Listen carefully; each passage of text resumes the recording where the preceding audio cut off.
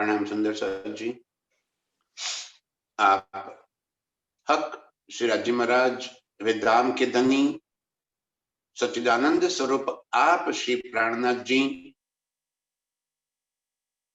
खेल किस तरह से बना, रूहें खेल में कैसे आई और कैसे हम वापिस अपने मूल स्वरूप में जागृत हो सकते हैं, कैसे ये प्रक्रिया होगी, पूरी बात को समझा रहे हैं ध्यान से। कल इसी बात की चर्चा हुई थी, आगे भी वही बात। देत देखाई जो वजूद, यहाँ पे जो ये तन हमारा आपका सबका दिखाई पड़ रहा है, और यहाँ पे जो हम बोल रहे हैं, ये जो बानी अर्श की यहाँ पे गुंज रही है, शब्द अर्श के जो यहाँ उच्चारे जा रहे हैं, बोले जा रहे हैं, ये दुनी जाने इत बोलत। दुनिया के लोग और तन और दुनिया की सृष्टि ये देख रही है कि ये बोल रहे हैं, फलाना भाई चर्चा कर रहे हैं, फलाना भाई बोल रहे हैं, फलाना भाई के मुख से चर्चा हो रही है। हम इस तन को देखते हैं और ये समझते हैं कि इस तन से ये शब्द निकल रहे हैं, जबकि धनी फरमा रहे हैं ये बैठे बोले माहे लाहोत। इस तन से, इस तन के मुख से शब्द जरूर निकल रहे, लेकिन इस समय ये बोलने वाला कोई और है। खेल में देखो कैसे ये राज्य ने हिकमत कर दी, हिकमत माने कारीगरी, कैसे खेल दिखा दिया। हमें बिठा दिया उनके चरणों में, पूरे खेल को उन्होंने अपने दिल में ले लिया, ये हो गया हुक्म। वो क्या लिखा है कि दोनों तन तले कदम के। दोनों तन कौन से? एक तो हमारा मूल तन जो अर्श में है, और दूसरा ये वजूद जो सपना का है, जो झूठ है। दोनों तन तले कदम के, दोनों तनों को धनी ने चरणों में ले लिया। अब कैसे लिया? इस पूरे खेल को उन्होंने अपने दिल में धारण कर लिया। जैसे कहीं कोई कार्यक्रम हो रहा है और वो कार्यक्रम को कैमरा से, फिल्म की जैसे शूटिंग होती है, शूटिंग हो रही है और उसको अभी लाइव इंटरनेट के माध्यम से जोड़ दिया गया, तो वो कार्यक्रम पूरे विश्व में दिखाई दिया जाएगा। हो रहा है किसी एक छोटी सी जगह पे और उसको जोड़ दिया, कनेक्ट कर दिया इंटरनेट से, तो सारे विश्व में उसकी दिखाई दिया जाएगा। सारी जगह, हर जगह पे वो दिखाई देगा। कहीं भी दूर दूर दराज बैठकर भी उस खेल को कोई भी देख सकता है। ऐसे राज्य ने ये पूरे ब्रह्मांड के खेल को अपने दिल में ले लिया और हमें कहां बिठा दिया? उनके चरणों में, उनके सामने। अब उनके दिल रूपी स्क्रीन के ऊपर जैसे पूरा खेल नजर आ रहा है, तो ये तन भी उनके दिल में पहुंच गया। मूल तन तो उनके दिल में है ही, उनके चरणों में है ही, और ये तन, ये भी उनके दिल के अंदर पहुंच गया। और ये पूरा खेल पर आत्मा उनके चरणों में बैठकर देख रही। अब एक हुक्म ने खेल को दिल में भी ले लिया और हुक्म से इस खेल के अंदर के इस तन को परात्म के साथ जोड़ दिया, उसके दिल के साथ। जैसे हम अपने घर के अंदर या कहीं सिनेमा हॉल में जाकर मूवी देखते हैं या टीवी पे कोई धारावाहिक सीरियल देख रहे हैं, तो उसके अंदर रोल करने वाले अनेक पात्रों में से किसी एक पात्र के साथ, किसी एक कैरेक्टर के साथ हमारा चित्त जुड़ जाता है और हम अपने आप को उस कैरेक्टर के साथ इतना इन्वॉल्व कर देते हैं, इतना जोड़ देते हैं कि उस कैरेक्टर के सुख में हम सुखी होते हैं। जब वो कैरेक्टर रो रहा है तो हम भी रोते रहते हैं, जबकि हमें पता है कि ये जो रोल कर रहा है उसके साथ हमारा कोई संबंध नहीं है, न तो हम उसको जानते हैं न उसे पहचानते हैं, फिर भी वो रो रहा है, हम रो रहे हैं, वो हंस रहा है, हम हंस रहे हैं। उस कैरेक्टर के साथ हमारा संबंध इतना जुड़ जाता है कि हम अपने आप को वो कैरेक्टर समझने लग जाते हैं। तो परात्म राज्य के चरण में बैठकर इस पूरे खेल को और उस खेल के एक कैरेक्टर को, जैसे मेरे कैरेक्टर को, मेरे तन को, मेरे दिल के साथ राज्य के हुक्म ने एक आत्म का संबंध जोड़ दिया, तो उस परात्म के दिल में मेरी मैं खुद ही पहुंच गई। वो ऐसा समझ रही है परात्म कि मैं जयंती हूं, मैं फला हूं, मैं फला गांव का हूं, मैं बड़ा हूं, छोटा हूं, ज्ञानी हूं, तो ताक बलवान हूं, रूपवान हूं। ये जितनी भी मैं खुदी इस तन की है, वो सारी मैं खुदी परात्म ने दिल में पहुंच गई और वो अपने आप को इस तन का जो भी नाम है वो समझ रही है। जैसे मेरा नाम जयंती है, तो जो पर आत्म मेरे तन के साथ इस लीला को देख रही है इस तन के माध्यम से, तो वो अपने आप को जयंती समझ रही है। अब जितनी मैं खुदी मेरे दिल के अंदर भरी है, वो सारी मैं खुदी पर आत्म ने ले ली। अब उसको जगाना है। जगाना किसको है? इस तन को, वजूद को ना। जगाना तो जो फराबोशी में है उसे जगाना है। और फराबोशी में कौन है? परात्म। अब उसे जगाने के लिए राज्य का हुक्म इस खेल के अंदर आया। परात्म नहीं आई, न परात्म की नजर आई। परात्म की नजर कहाँ है? राज्य के दिल के भीतर चल रहे हैं इस खेल के अंदर। बात को जरा बारीकी से समझिए। मैं बहुत कोशिश कर रहा हूं कि सारी बात आपके समझ में आ जाए। एक खेल पूरा राज्य के दिल में चल रहा है और रूहों की नजर राज्य के दिल में है, तो राज्य के दिल के भीतर खेल तो यही का यही चल रहा है। यही जयंती जो इस खेल के अंदर प्ले कर रहा है, रोल कर रहा है, वो ही राज्य के दिल के अंदर है और परात्म उसे देख रही है। अब राज्य को परात्म को जगाना है तो जाएंगे कहां? उनके हुक्म को भेज दिया खेल के अंदर। खेल आके कहां मिला? जयंती को।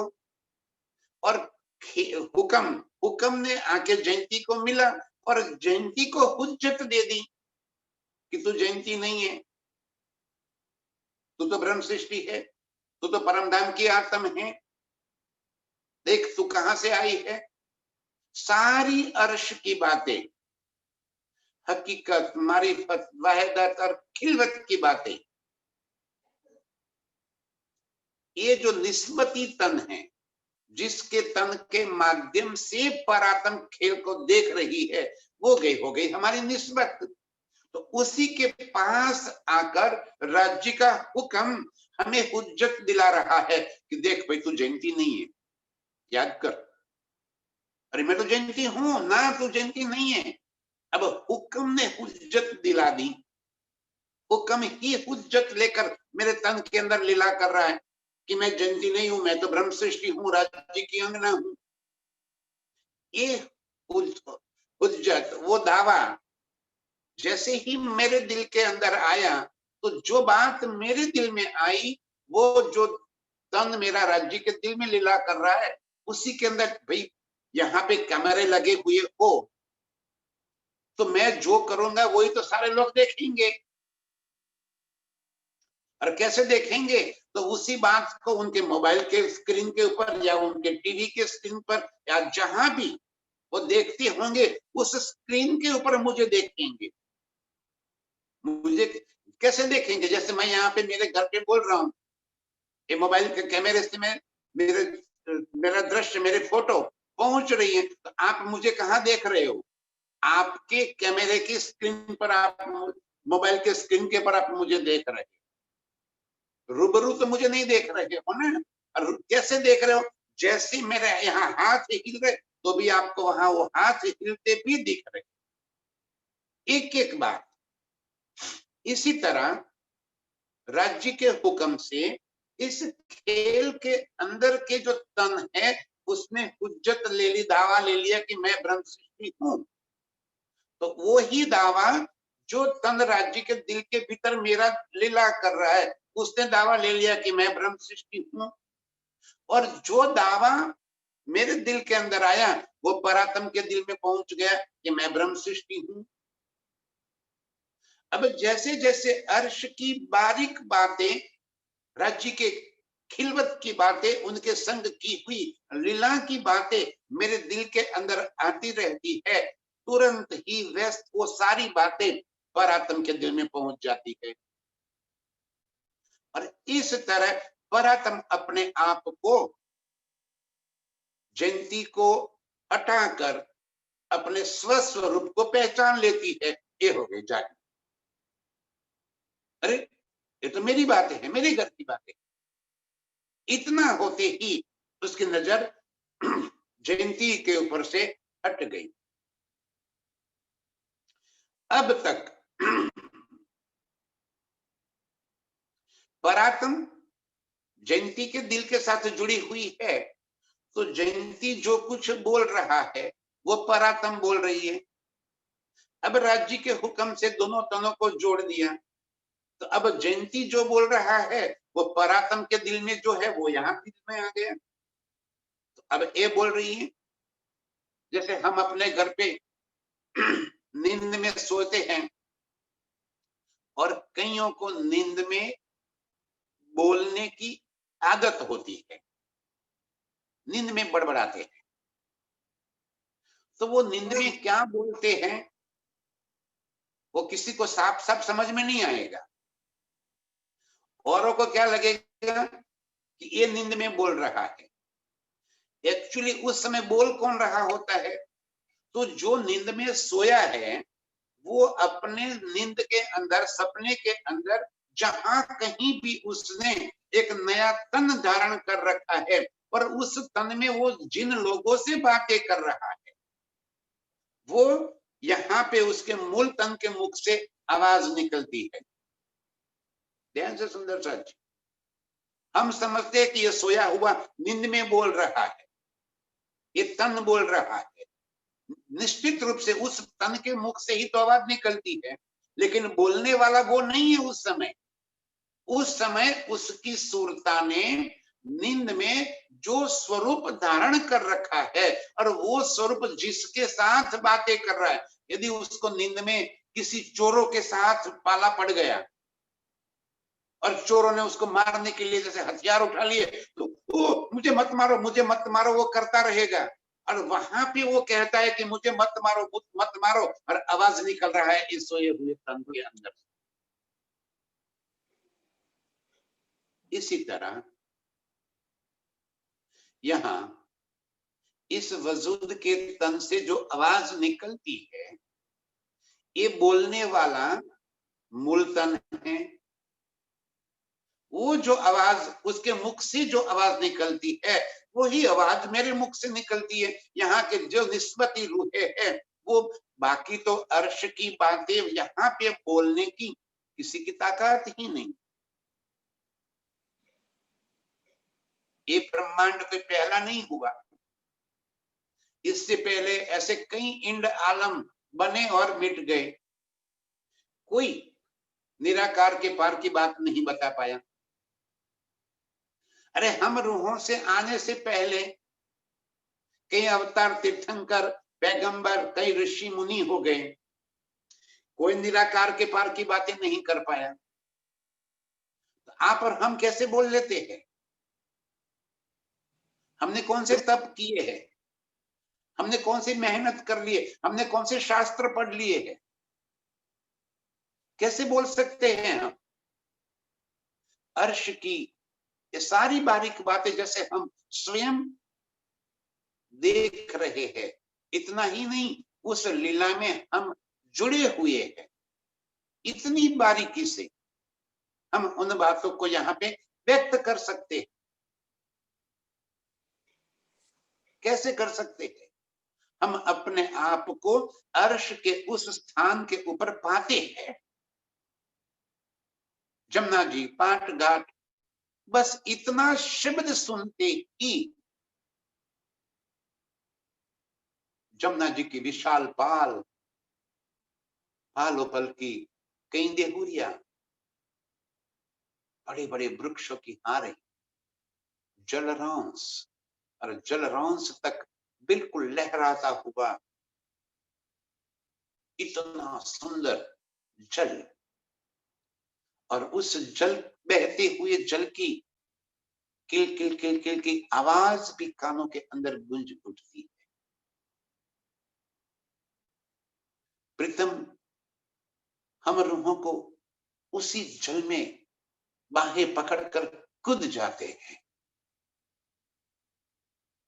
और हम प्रीतम के संग अनंत प्रकार से जल क्रीड़ाएं करती रहे। तभी हम अपने आप को जमुना जी के अंदर महसूस करते हैं। इसी पल अर्श का ये सारा नजारा हमारी नजरों के सामने फिर लेता है। जमुना जी के जल के ऊपर झूमती हुई इन वृक्षों की डालियां, इन ही डालियों को पकड़कर हम वृक्ष के ऊपर चढ़ जाते हैं, और उन्हीं वृक्षों से एक छबाक जल के अंदर कूद गए।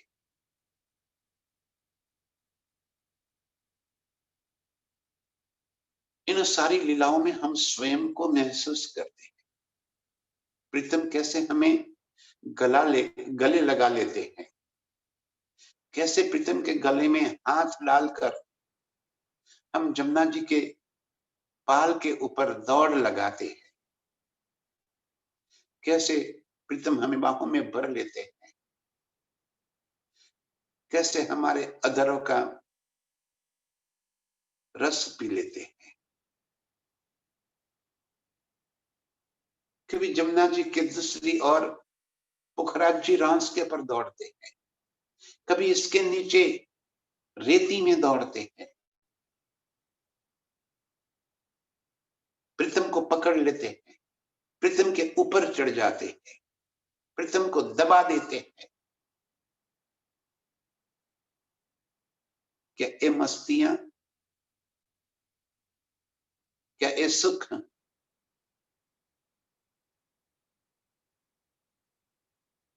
हम यहां बैठे ले रहे हैं? जो सुख अर्श में, मूल तन के दिल के भीतर जो सुख हो रहा है, वही तो हमारे दिल के भीतर आ गया। ये सारा नजारा, वृक्ष भी कैसे, पत्ते, फल इतने चमकीले, इतने तेजोमय,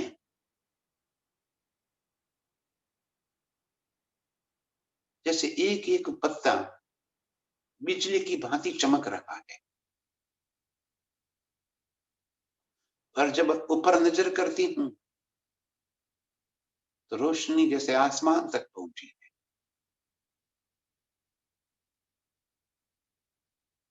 वहीं पे ही अनंत पशु पंछियों के ऊपर सवारी करती हूं, दौड़ती, वृक्ष की चांदनी के ऊपर पहुंच गई और चांदनी के ऊपर प्रीतम के पीछे दौड़ लगा रही। तब वृक्ष की चांदनी, ये देखो, हम एक एक बात को अपनी नजरों में भरकर बोल सकते हैं।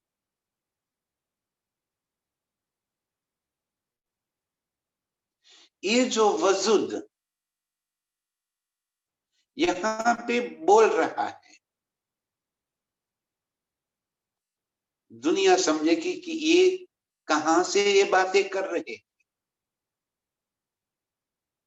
तो इस समय इस दिल के अंदर अर्श का जो नजारा बसा हुआ है, जिस नजारे की हम बातें कर रहे हैं, जमुना जी के जलरांश के पाल की, वृक्षों की पाल के ऊपर की, देहुरियों की, पुखराज की रांस की, इसके नीचे रेती के, ये सारी जगह पे जिस तरह से, जिस कदर हम दौड़ लगाते हैं, जल के अंदर जो मस्तियां करते हैं, वो सारी बातें कोई कल्पना की बातें नहीं है, जो हम महसूस कर रहे हैं वही बातें यहां इस जुबान से निकल रही है।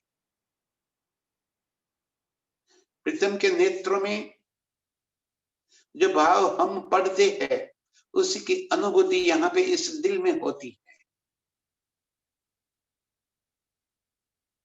ये सुख, ये आनंद, ये बातें, जो एक शब्द भी यहाँ के मुख से निकल रहा है, तो वो बातें पर आत्म जो बोल रही है, जो सुख ले रही है, जो देख रही है, वही बातें ये दिल देख रहा है और ये जुबान बोल रही है। इस तरह से परात्म के दिल को और इस नासुत वजूद के दिल को एक रूप कर दिया।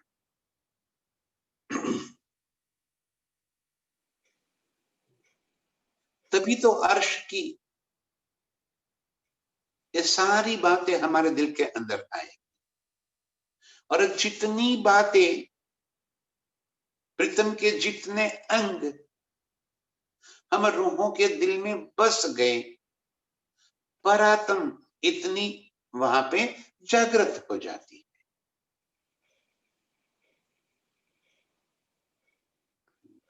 ये बानी जो यहाँ पे उच्चारी जाती है, वो किसी व्यक्ति के मुख से नहीं,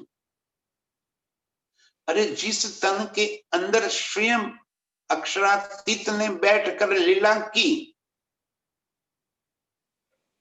उन्होंने भी कह दिया कि ये बानी महराज से न कहवाए, हृदय वैसी कहवड़ावे श्री प्राणनाथ। तो और कौन है, हम कौन होते हैं ये बातें बोलने वाले, ये शब्द बोलने वाले? प्रीतम जिसे चाहे उस तन से अपनी बातें कहलवा देते हैं। ये उनकी मौज है, ये उनके हुक्म की लीला है।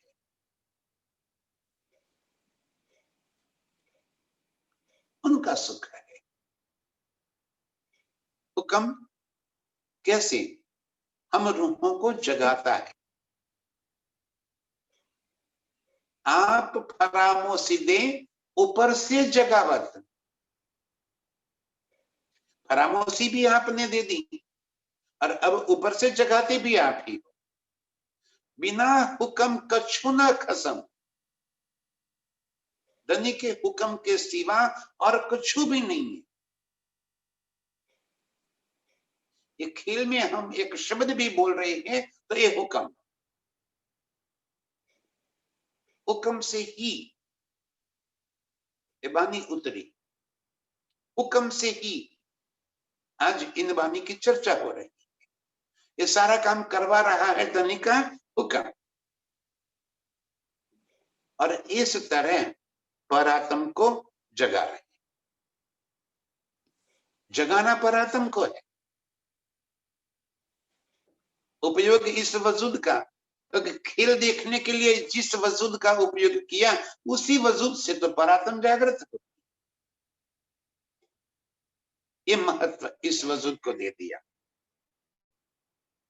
ये जो देख दिखाई वजूद, ये जो तन हमारा दिखाई देता है यहाँ पे, हम सभी का, सारी दुनिया के जीवों का, सभी का वजूद तो एक समान रूप से दे दिया है। ये जो देत दिखाई वजूद, रूह मोमिन बीच नासुत, ये झूठ के अंदर, नासुत के अंदर रूह की आवाज आ रही है कि दोनों तनों को प्रीतम ने मिला दिया। बात बहुत सरल है। जागनी कार्य कोई बड़ा मुश्किल काम नहीं है। इससे सरल और सहज चितवन और कोई हो ही नहीं सकता। आज सारी दुनिया कहती है मेडिटेशन करो, ध्यान करो, मेडिटेशन करो, लेकिन किसका ये पता ही नहीं है। हमारे सामने धनी ने उद्देश्य रख, सारा अर्श हमारे सामने रख दिया, चितवन करने के लिए, मेडिटेशन ध्यान करने के लिए। किसका ध्यान करें? सामने कोई ऑब्जेक्ट तो होना चाहिए ध्यान करने के लिए। हमें ऑब्जेक्ट दे दिया, क्या? मेरे प्रीतम और पूरा अर्श। और इतनी बारीकी से अर्श की और प्रीतम की बातें बता दी, सहज और सरल तरीके से हम इन सारी बातों को अपने दिल में बसा लेंगे। ये जो देत दिखाए वजूद, रूह मोमिन बीच नासुत, अर्श की रूह ये नासुत इस वजूद के अंदर आकर ये बातें कर रही है। ये दुनीता बोलता, ये बैठे बोले माहे लाहोत। ये दुनी जाने इत बोलत। कोई ये समझे द्वितीय वाले कि ये तो फला भाई बोल रहे हैं, फला भाई के मुख से बातें निकल रही, बहुत अच्छी चर्चा कर रहे हैं। ये दुनी क्या जाने के बोलने वाला कौन है?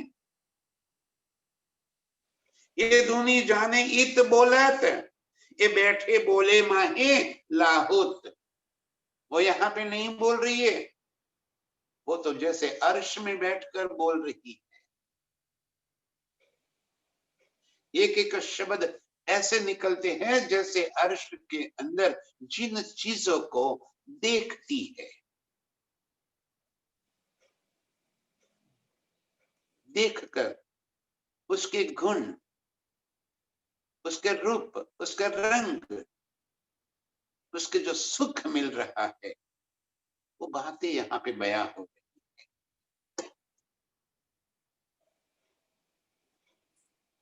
प्रीतम के अंगों का वर्णन करना तो सहज लगेगा, लेकिन वो कोई पुतला थोड़ी है।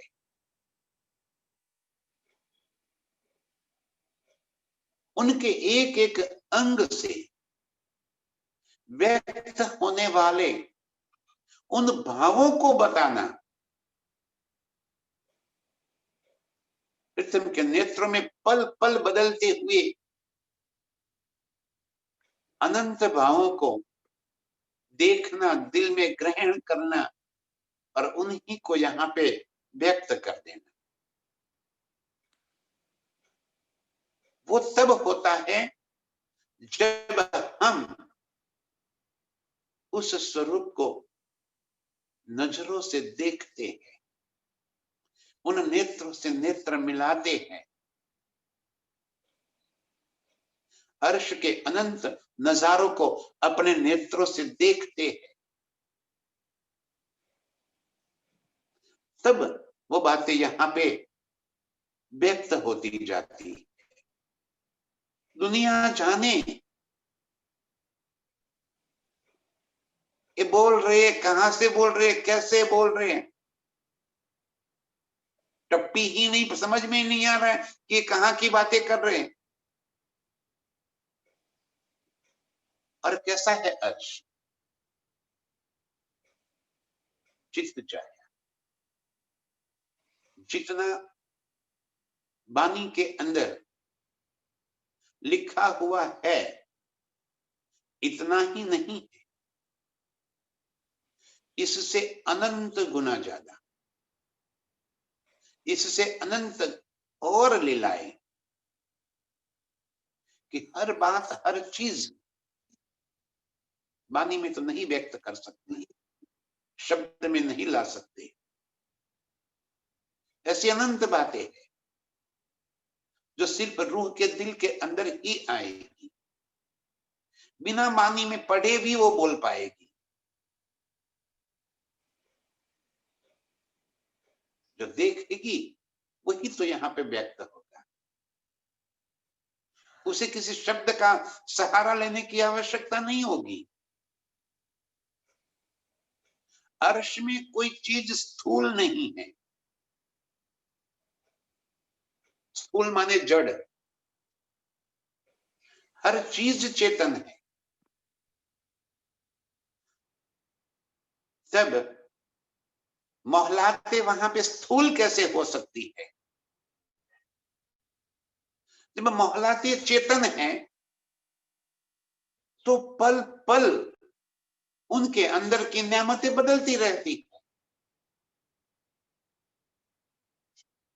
और जब ये सारी बात दिल में बस जाएगी तब मेरे लिए रंग परवाली सिर्फ पांचवी भूम नहीं होगी,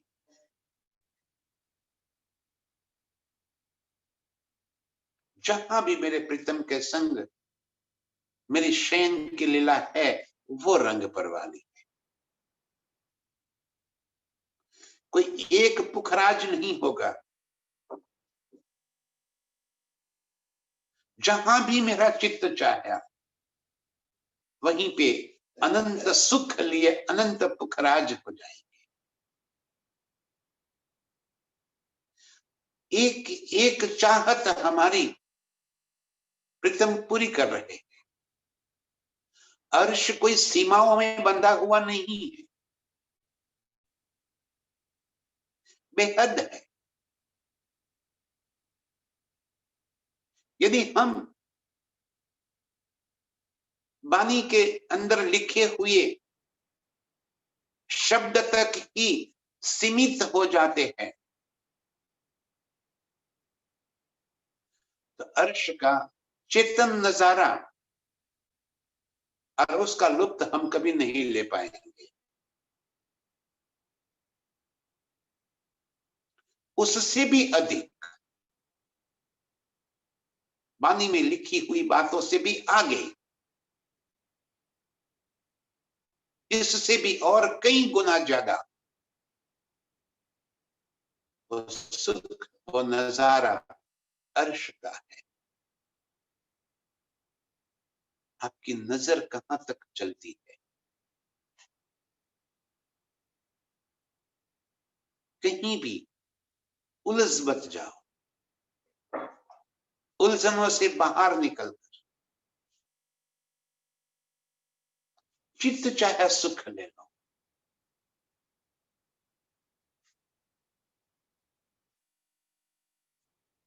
जितना सरल है चितवन, औरों के लिए वो इतना ही कठिन है। हम निस्बती रूहों के वास्ते ये बहुत सरल है, लेकिन जब हम शब्द की परिधि से बाहर निकल जाएंगे, बार बार ये बात मैं इसीलिए कह रहा हूं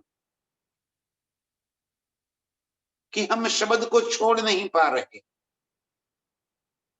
इतने सालों से मथने के बाद भी हम उसी में उलझे हुए। अर्श के सुख असीमित है, वो कोई सीमाओं में बंधे नहीं हैं। जितना आप दिल में चाहोगे, जैसा आप दिल में चाहोगे, अर्श के सारे सुख और उसकी लज्जत आपको उसी तरह से मिलती रहेगी।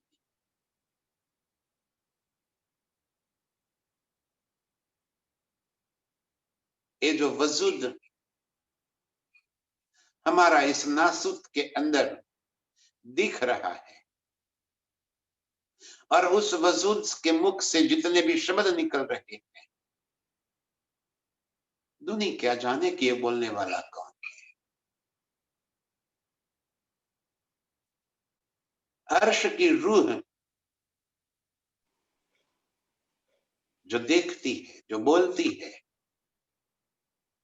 वही शब्द रूप से नासूत के अंदर इस वजूद से व्यक्त होते जाते हैं। और ये सुख अर्श की सभी रूहें लेती है। यही तो निशानी है अर्श की रूहों की। यही तो फर्क है दुनिया और मोमिनों के बीच का। बस शब्द से आगे बढ़ो, परिधि से बाहर निकलो, सीमाओं को लांग लो, अपने आप को अर्श के मनवांछित सुख में डूबो। बार बार ये बात इसीलिए बता रहा हूं, जब हम वाणी के अंदर लिखी हुई बातों तक सीमित हो जाते हैं, तब हमारी सोच भी सीमित हो जाती है। हमारी चाहते भी हमें उसको याद करने में लग जाते हैं कि फिर जमुना जी के ऊपर क्या है। अरे जमुना जी के ऊपर क्या है, जो आप चाहते हो वो है। आपको कुछ याद करके यदि देख रहे हो तो आप अर्श में अपनी सुरता को नहीं पहुंच पाए।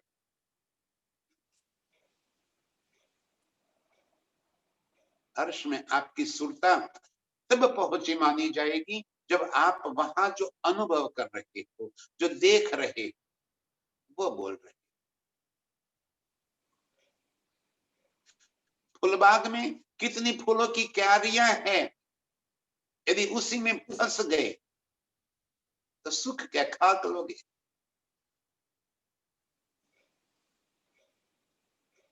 उन फूलों की खुशबू का एहसास करना, इन हजारों रंगों के फूलों को निरखना, इन हजारों रंगों के फूल के बीच में राज्य के संग प्यार भरी लीलाएं करना,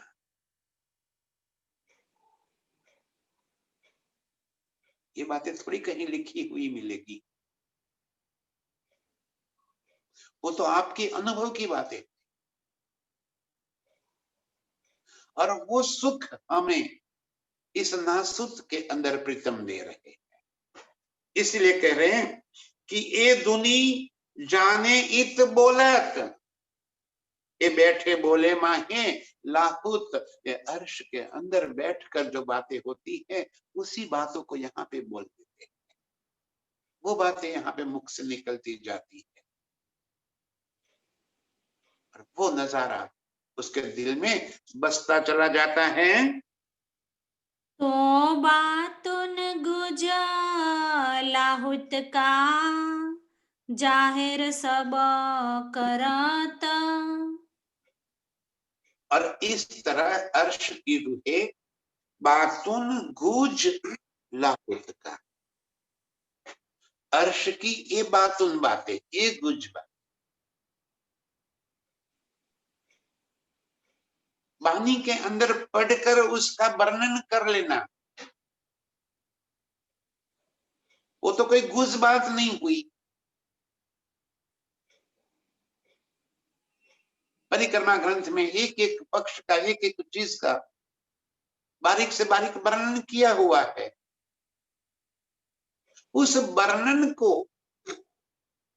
यहाँ पे फिर से बता देना वो कोई बड़ी बात नहीं। बातुन लाहुत, बातुन क्या है? तो वहां की जो सुख है वो बातुन है, जो लीलाएं हैं वो बातुन है। जैसे मैंने अभी फुलबाग की बातें की, तो उस समय फुलबाग का जो नजारा मेरे दिल के भीतर था वो तो मैं कभी नहीं बता सकता, ना बता सकता हूं। किस तरह से उन फूलों की खिली हुई मुस्कुराहट मुझे नजर आ रही है, वो खुशबू जो मुझे सुगंध मेरी नासिका को जो मिल रही है, उन फूलों के बीच में मैं प्रीतम के संग क्या कर रही हूं, ये बात उन बातें।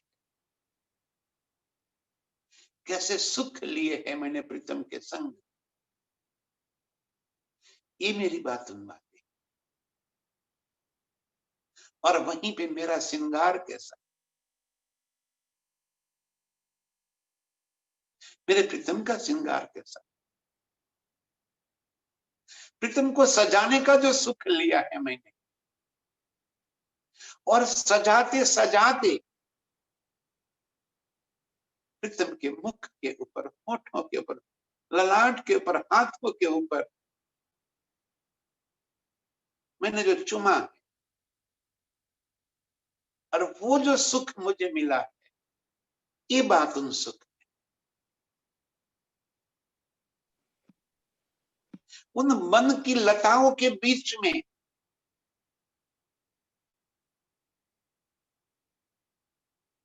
कोई बिना गद्दा बिछाए उसी दुब के दुलीचे के ऊपर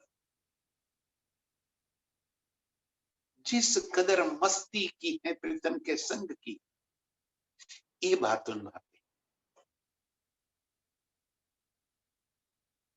ये बात उन सुख है जो पल पल हम रूहों के दिल के अंदर उठ रहे हैं। वो कहीं शब्द में नहीं होंगे, न कहीं शब्दों के मोहताज है, न उसको वास्तविक रूप से यहाँ पे कोई व्यक्त कर सकता है। उसकी अनुभूति तो हो सकती है, उस शब्द में यहाँ पे पिरो नहीं सकते कोई। ये बात उन सुख है, ये जो बात उन सुख लाहुत का। इसीलिए तो जो बात उन सुख लिया है अर्श का, वो बातें यहाँ पे बताती चली जाएगी। वो शब्द से नहीं होगा, वो शब्द के मोहताज नहीं होगी, वो किसी किताब की मोहताज नहीं होगी। वो जो अनुभव हो रहा है, अर्श की रूह उन्हीं बातों को यहाँ पे व्यक्त करती चली जाएगी। दुनिया जाने की ये वजूद बोल रहा है, धनी जी कह रहा कि वजूद नहीं बोल रहा, तो इस वास्ते अर्श की रूह के मुख से अर्श का ये वास्तविक बातें यहाँ पे व्यक्त होती चली जाती है, जाहिर सब कर। आप जो देखोगे वो बताओगे, जो लिखा है वो नहीं बताना है, जो देख रहे हो आप।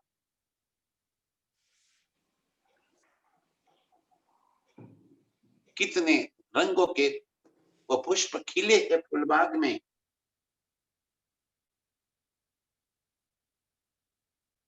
वो तो जो नजारा देख रही हूँ वही तो बता सकती है, और कौन ये बता सकता है? ना तो अर्श बका की रोशनी, क्यों होवे जाहिर ईत। बाकी अर्श की बातें यहाँ पे कैसे जाहिर हो सकती है? कैसे वो जमुना जी के पाल के ऊपर के वृक्ष हो, और वृक्ष के, हम वृक्ष की बात सुनते ही हमारे तो यहाँ पे जो पेड़ पौधे हैं वो ही नजर में आएंगे। जब अर्श की नजरों से आप देखते हो तब पता चलता है कि वृक्ष जिसकी एक एक डाल, एक एक पत्ता इस कदर लगा हुआ है, कहीं एक बाल जितना भी आगे पीछे न हो, उसके एक एक पत्ते इस कदर चमक रहे हैं जैसे एक ही वृक्ष के ऊपर अनंत रंगों की लाइटें जला रखी है। उसके फल फूल इस तरह से अलग चमकार लिए, और इन्हीं वृक्षों की चांदनी में जब हम प्रीतम के पीछे दौड़ते चले जाते हैं और प्रीतम को पकड़कर उन वृक्षों की चांदनी के ऊपर जो मस्ती चल रही है हमारी, वो तो अर्श की रूह जो उस मस्ती में डूबी है वही तो बता पाएगी। ना तो अर्श बका की रोशनी, रोशनी माने प्रकाश की बात नहीं है, रोशनी माने कि ये बारीक बातें, ये सुख की बातें, ये कैसे कोई बोल सकता है? ना तो अर्श बका की रोशनी क्यों होवे जाहिर रहित, यहाँ पे कैसे कोई बोल सकता है? जो देख रहा है वो ही तो बोले, और देख कौन रहा है? परातम। बोल कौन रही है? परातम। और शब्द कहां से निकल रहे हैं? इस वजूद के मुख से। जो नजारा वहां पे देख रही है वो नजारा वो वहां पे बयां कर रही है, शब्द यहाँ के मुख से निकल रहे। ये तो देखो हिकमत रच कैसे कारीगरी कर, बोल कोई और रहा है, देख कोई और रहा है, और उसका अनुभव, उसका आनंद, उसका नजारा इस दिल के अंदर भर जाता है और इस जुबान से वो व्यक्त होता चला जाता है।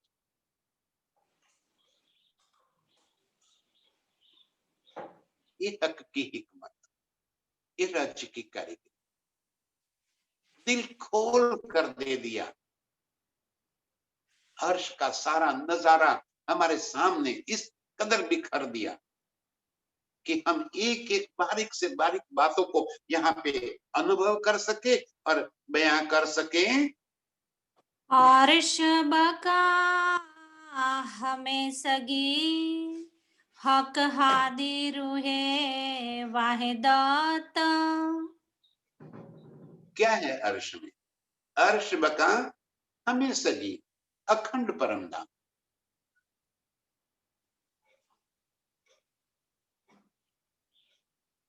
चेतन परम धाम। चेतन है तो नित्य नौतन है, हर पल नए नए नजारे, पल पल नई नई खुशबू उठ रही है, नया ही आनंद। अर्श में कोई लीला राज्य कहते मैं रिपीट कर ही नहीं सकता, नित्य नौतन रस बस की नहीं।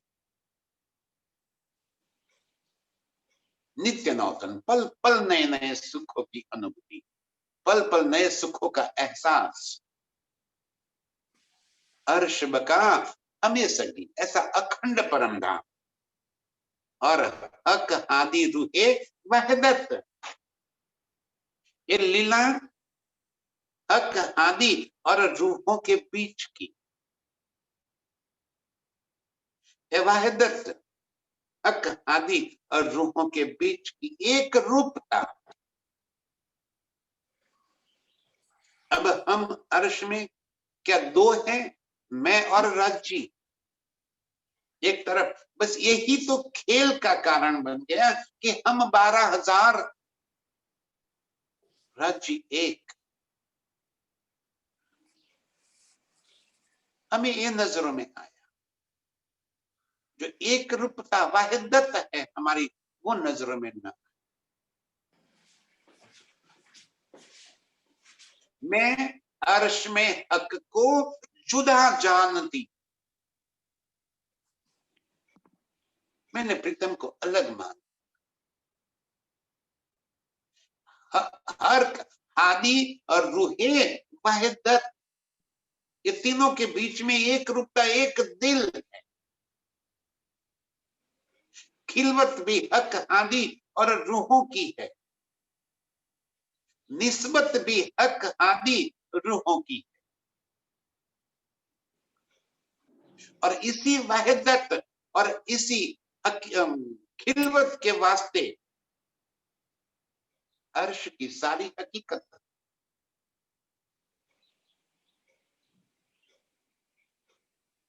राज्य के दिल की रोशनी, राज्य के दिल के भाव, राज्य के दिल का नूर अनंत स्वरूपों में बिखर गया। और हमारी और इस वास्ते अर्श की प्रत्येक लीला में मेरे संग राज्य है।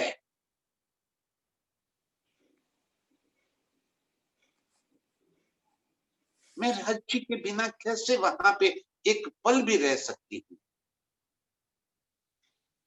जुदागी है ही नहीं। हर लीला में, हर सुख में प्रीतम मेरे साथ, प्रीतम मेरा श्रृंगार करते हैं, मैं प्रीतम का श्रृंगार, प्रीतम मेरी चोटी गूंथ लेते, मैं प्रीतम के बालों को सजा देती, प्रीतम मेरी साड़ी बांध देते, प्रीतम मेरे पल्लू को ठीक कर देते। कैसे कैसे सुखों को यहाँ पे बयान करूंगी। ये हक आदि की वाहिदत है हमारी और राज्य के बीच की, यही तो एक दिली है और इसी बात का सुख है।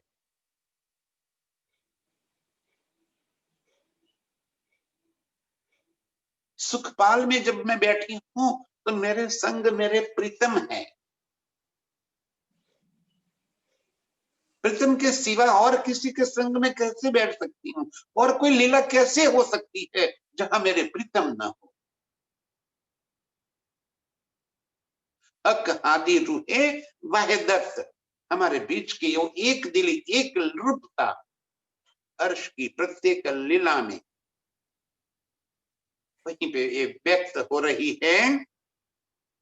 ये तीन खेल हुए जो लैल में, ऐसा हुआ न कोई कबू कीता। ये तीन खेल हुए, ब्रज, रास और जागनी। ये तीनों खेल के अंदर प्रीतम के संग हमने लीला की। ये तीनों लीला में ब्रह्म लीला हुई, न इससे पहले ऐसी कोई लीला हुई, न कभी इसके बाद ऐसी लीला होगी। ब्रह्मांड तो अनंत बार बनता और मिटता रहता है। ये पहली बार ब्रज रास और जागनी इस 3 लीलाओं के अंदर अर्श की लीला हुई। ऐसा कभी न हुआ है, न आगे होगा। हम रूहों को इस लीला के अंदर प्रीतम लेकर आए और इस लीला का सुख हमें दिया।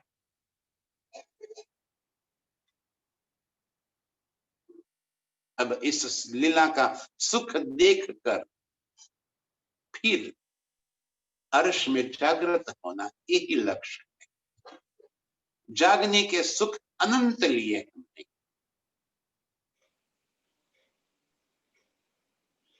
इस ब्रह्मांड के अनंत सुखों का नजारा लज्जत ले लिया।